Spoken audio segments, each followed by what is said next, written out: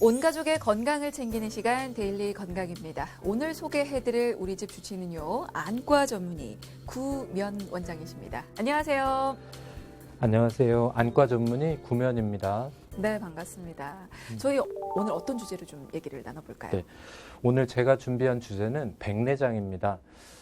수정처럼 맑았던 수정체가 혼탁으로 인해서 뿌옇게 변하는 경우가 백내장이라고 하는데요.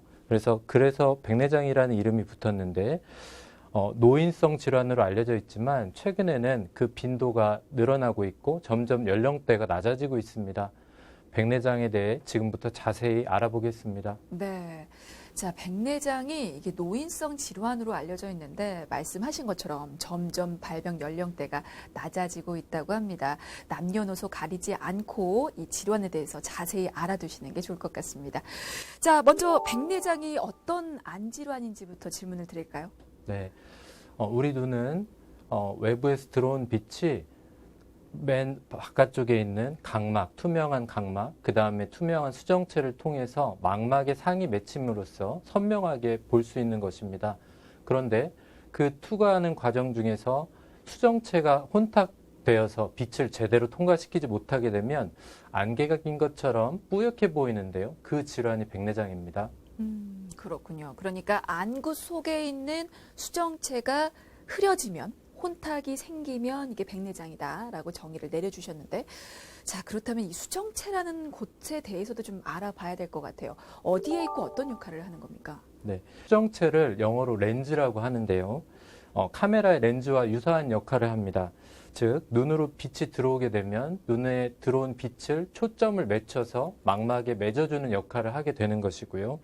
카메라의 줌 기능과 같은 조절 기능이 있습니다. 멀리 볼 때는 수정체가 납작해져서 멀리 초점을 잘 맺을 수 있게 하고요. 가까이 볼 때는 또 수정체가 뚱뚱해져서 볼록해짐으로써 가까이 있는 사물도 잘 볼 수 있게 조절 기능이 있습니다. 네, 그렇군요. 그러니까 수정체에 혼탁이 생겨서 백내장이 생기면 초점이 맺혀지는 현상, 거기다가 거리 조절이 이루어지는 그 기능에 문제가 생긴다고 보면 되겠군요. 알겠습니다. 자, 사실 백내장은 모르는 분들이 거의 없을 것 같은데 그만큼 좀 흔한 질병이 아닌가 싶어요. 유병률은 어느 정도나 되는지 또 여쭤볼까요? 노령 인구가 점점 증가하면서 생애에 한 번은 겪게 되는 질환이라고 할 수 있을 만큼 안과에서는 굉장히 흔한 질환이고요.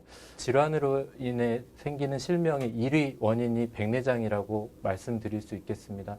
우리나라에서도 국민건강 영양조사를 통해서 40세 이상의 이 백내장 유병률이 40.2%, 60대 이상에서는 80.5%로 나왔습니다. 이 정도로 흔한 질환이 백내장이라고 할 수 있습니다. 네. 근데 사실 노인성 안질환으로 이 백내장이 알려져 있어서 이게 어쨌거나 노화로 인한 병인지부터 좀 확인을 해주셨으면 좋겠는데요. 네, 맞습니다. 선천성 백내장, 외상성 백내장, 특정 약물의 장기간 복용으로 인한 약물성 백내장 등도 존재하지만 가장 일반적인 것은 노년성 백내장이 맞습니다. 45세 이후 특별한 원인이 없이 발생하는 수정체 혼탁을 통상적으로 백내장이라고 합니다. 특히 노년성 백내장이라고 합니다. 그러니까 노화로 인해서 생기는 게 이제 노년성 백내장이다. 네. 이게 아닐 경우에는 어떤 원인들이 또 작용을 할까요? 네, 수정체가 혼탁되는 질환이 백내장인데요. 먼저 태어날 때부터 수정체가 뿌옇게 태어나는 분들도 있습니다. 그런 경우를 선천성 백내장이라고 하고요. 투명한 수정체가 뿌옇게 변하는 경우를 외상성 백내장이라고도 하고요. 스테로이드와 같은 약물을 장기간 복용하거나 장기간 점안하거나 했을 경우에는 약물성 백내장이 발생할 수 있습니다. 또한 아토피가 심한 분들은 그런 경우가 아니더라도 백내장이 일찍부터 발생하는 경우가 있습니다. 알겠습니다. 근데 이제 간혹 노화로 생기는 질환이다 보니까 백내장과 노안을 헷갈려 하시기도 하는데요. 이 두 질환은 어떤 차이가 있을까요? 노안과 백내장은 둘 다 수정체에 문제가 생기는 것입니다. 노안은 수정체가 탄력을 잃어버리면서 딱딱해지고 아까 말씀드렸던 것처럼 가까운 데를 볼 때 조절 기능, 뚱뚱해지는 기능이 문제가 생기는 게 노안이고요. 백내장은 전체적으로 수정체가 뿌옇게 혼탁이 되는 것이라서 가까운 데뿐만 아니라 멀리도 뿌옇게 보이는 증상, 초점이 잘 안 맞게 되는 증상이라고 볼 수 있습니다. 따라서 노안과 백내장은 같은 부위에 있기 때문에 별개의 질환은 아니지만 증상에 조금은 차이가 있다고 볼 수 있습니다. 그러니까 증상으로 좀 확인을 할 수가 있겠군요. 노안은 가까이 있는 게 안 보이는 거고, 이제 백내장은 전체적으로 시야가 좀 흐려지는 건데, 그러면 흐려지는 게 지금 백내장의 증상이잖아요. 이 밖에 또 어떤 증상들이 나타날 수가 있습니까? 백내장이 진행되면 대표적으로 뿌옇고 탁하게 보이고 시력이 떨어집니다. 일부 환자에서는 색감이 달라지는 경우도 있을 수가 있습니다. 드물게 부분적인 혼탁이 있을 경우에 사물이 두 개로 겹쳐 보이는 복시 증상이 나타날 수도 있고요. 수정체의 중심부를 핵이라고 하는데 이 부분에 발생하는 핵경화 백내장의 초기에는 눈이 근시가 되면서 일시적으로 가까운 거리가 이전보다 잘 보이게 될 수도 있습니다. 즉 나이가 들면서 가까운 데가 원래 안 보였는데 갑자기 신문이 잘 보이게 되었다. 그리고 점점 더 잘 보이게 된다면 눈이 좋아진 것이 아니라 백내장 초기 증상이 아닌가 의심을 해봐야 합니다. 그렇다면 조금은 의심을 해서 병원을 가보시는 게 좋은데, 그래도 어떤 경우에는 좀 급하게 또 병원을 찾아가셔야 하는지도 좀 더불어서 알려주시면 좋겠어요. 백내장이 많이 진행되어 시력이 많이 떨어지게 되면 쉽게 백내장을 의심하게 되고 안과에 가서 검사를 해볼 수 있겠지만 초기에는 이게 나이가 들어서 그냥 노안 증상이 아닌가, 또 자연스럽게 그냥 시력이 떨어지는 게 아닌가라고 오인할 수가 있습니다. 대표적인 증상으로 최근에 자주 안경 도수가 변해서 안경을 자주 바꿔야 되는 경우나 어두운 곳에서보다 밝은 곳에서 사물이 더 흐리게 보이는 경우는 백내장을 의심하고 안과에서 검사를 받아보시는 게 좋은데요. 주맹이라고 하죠. 낮주자, 안 보일 맹자를 써서 오히려 낮에 안 보이는 경우들이 백내장의 특징적인 증상입니다. 그리고 혹시나 백내장으로 진단을 받았는데 일상생활에 뭐 이렇다 할 지장은 없어서 치료를 미루거나 받지 않게 된다면, 만약에 그렇게 방치를 하면 혹시 다른 문제로 좀 이어질 수도 있을까요? 백내장으로 진단을 받고도 특별한 증상이 없어서 치료를 미루는 분들도 계시고, 또는 정기적인 안과 진료를 받지 않아서 백내장이 있는데도 모르고 지내시는 분들도 많이 있습니다.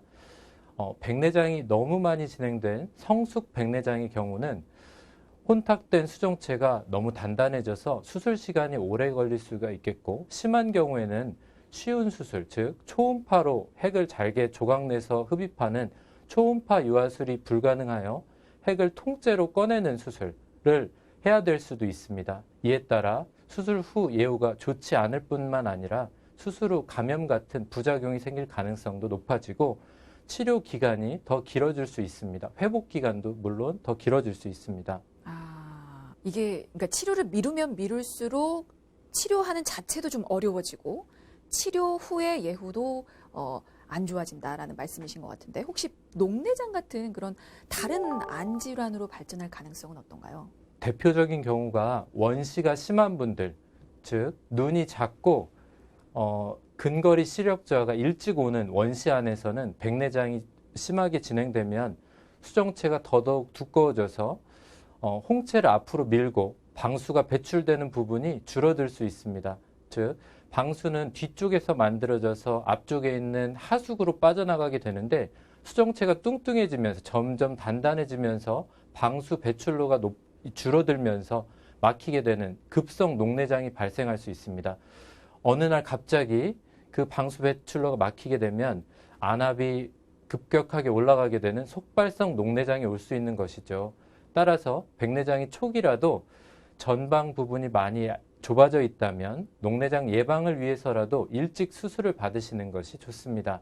또한 황반변성이나 당뇨 망막병증 등에서도 백내장이 있다면 수정체가 뿌옇게 되어 망막의 병변을 잘 진단하고 치료하기가 어렵습니다. 따라서 적절한 치료 시기를 놓치기가 쉽습니다. 그러므로 망막 질환이 있는 경우에도 적절한 시기에 수술을 받으시기를 권유해드리기도 합니다. 일단 백내장 치료하면 수술부터 좀 떠올리는데요. 어떤 치료법들이 있을까요?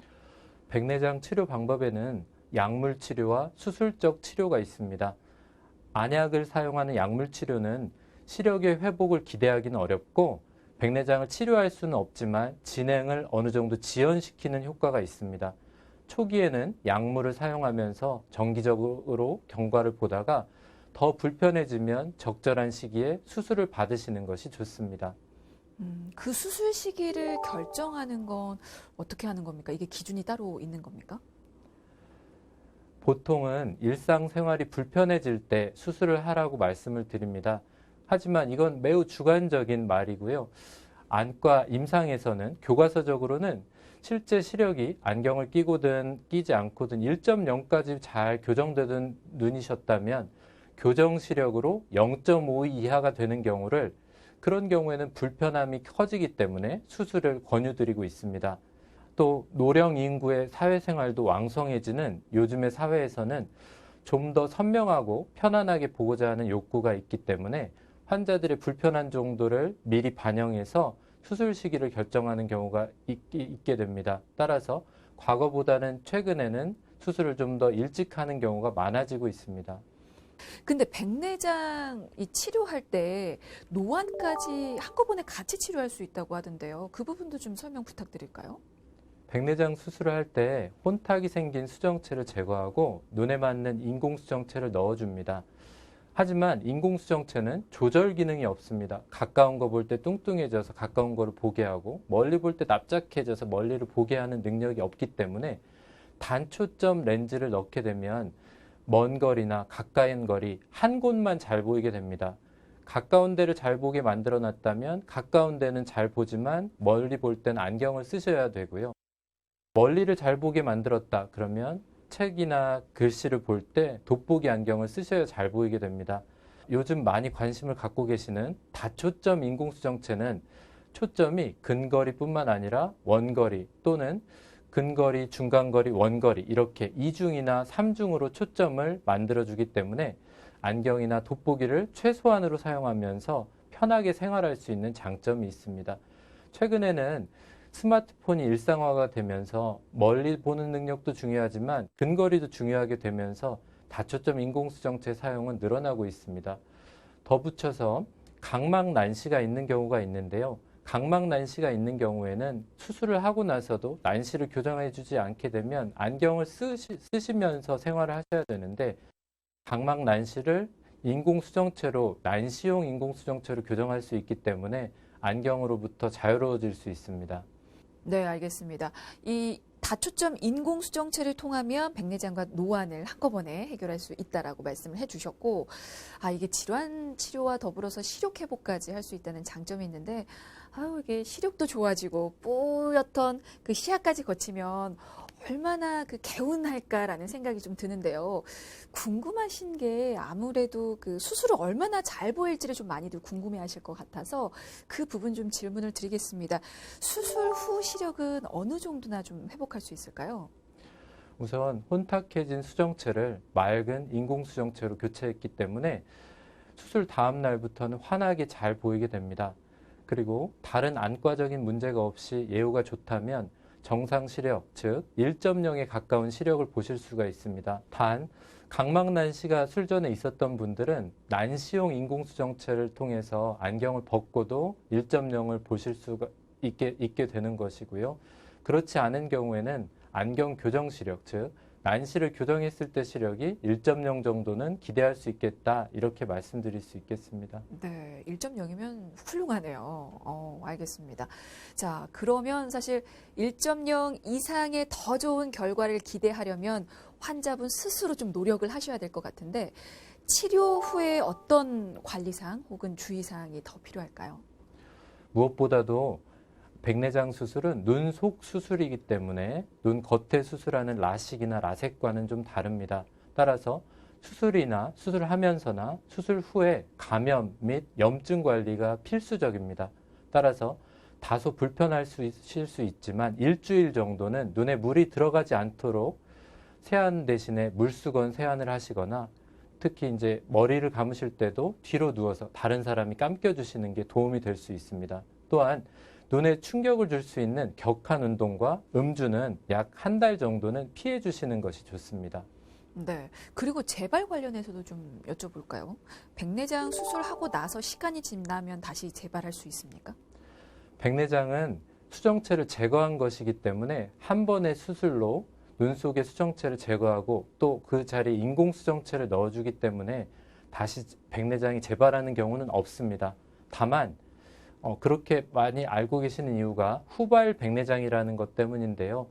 백내장을 제거하고 인공 수정체를 삽입할 때 인공 수정체를 지지할 수 있도록 투명한 훈항이라고 하는 얇은 막을 남겨놓게 됩니다. 그 투명한 막이 수술 후에 수개월 또는 수년 후에 뿌옇게 혼탁되는 훈항 혼탁이 발생할 수가 있는데 이것을 후발성 백내장이라고 합니다. 이때는 다시 수술하는 게 아니라 간단한 레이저로 훈항 혼탁을 제거함으로써 즉 후발 백내장을 제거함으로써 다시 밝은 시력을 기대할 수 있습니다. 네, 알겠습니다. 그러니까 백내장을 치료하고 나면 재발은 없지만 후발성 백내장이 새로 생길 수가 있다라는 말씀이신 거고. 자, 그렇다면 사실 이거 관리를 잘 해야 된다는 뭐 그런 얘기신 것 같은데 관리법도 좀 여쭤보겠습니다. 백내장을 예방하고 시력 저하를 좀 늦출 수 있는 관리법 어떤 게 있을까요? 백내장을 확실하게 예방해주는 예방 방법은 없습니다. 그래도 가장 도움이 될 수 있는 방법은 자외선을 차단해 주는 것입니다. 자외선은 수정체를 뿌옇게 만드는 역할을 하는데요. 특히 적도 지방에서 서퍼들, 특히 이제 적도 지방에 계시는 분들, 자외선 노출이 많은 분들은 백내장이 조기에 심하게 생기는 경우들이 많습니다. 따라서 외출 시에 선글라스나 모자, 우산, 양산 등을 통해 자외선을 막는 것이 도움이 되겠죠. 그 밖에도 지나친 음주와 흡연을 피하시고 혈압이나 당뇨 같은 성인병이 있으신 분들은 그 질환을 잘 관리해 주시는 것이 백내장을 막는 방법이라고 볼 수 있습니다. 또 비타민 C나 비타민 E, 베타카로틴 같은 성분이 들어있는 음식을 골고루 드시는 것은 분명히 도움이 됩니다. 네, 알겠습니다. 지금 예방법이 없다고 말씀하셨을 때 좀 좌절을 했거든요. 하지만 도움이 되는 방법 지금 부연 설명을 해 주셨습니다. 이게 전적으로 백내장이 발생을 안 하게끔 도와주는 방법은 아니라는 의미에서 예방법은 없다라고 말씀을 해 주시는 것 같은데요. 자외선 차단하고 그리고 일단 빨리 진단을 받아서 적절한 시기에 치료받는 게 최선일 것 같습니다. 자, 오늘은 백내장에 대해서 살펴봤고요. 지금까지 안과 전문의 구면 원장이셨습니다. 말씀 감사합니다.